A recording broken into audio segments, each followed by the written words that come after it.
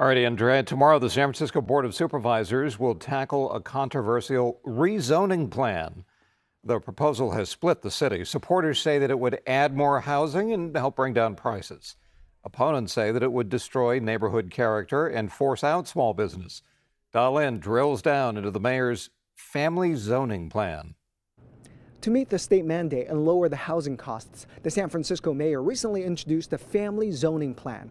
The plan would rezone parts of the city, neighborhoods like the Sunset, Richmond, and the Marina. The plan would add about 36,000 new homes. On Monday, 3 supervisors will hold the first public hearing on this plan, and it's expected to draw plenty of fireworks.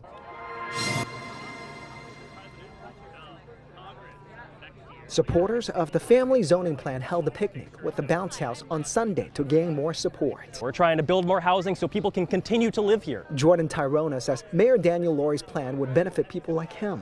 The 24-year-old says the only reason he can afford to stay in San Francisco is because he lives with grandma. My grandma moved from the Philippines in 1969, and that's the only reason why I'm able to live here. Because she moved here, she bought a house in '69 when the market was low. The community organizer with Abundance SF believes the zoning changes would make it easier to build taller apartment buildings.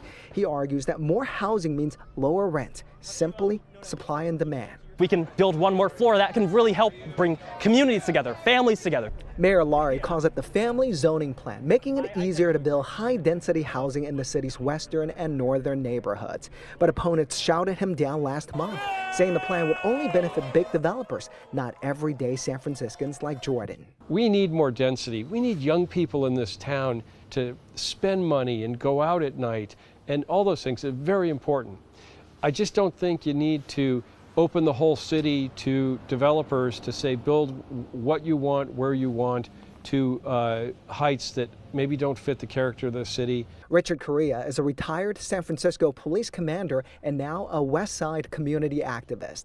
He says some areas like Gary Boulevard and other major streets could handle 6-story buildings, but putting tall buildings right next to single-family homes, he says, just doesn't make sense. And bulldozing older structures could force out small businesses that lease there. A lot of people don't think this one-size-fits-all pays the proper respect to people and their culture. The mayor argues the state requires San Francisco to build more housing or risk losing local control.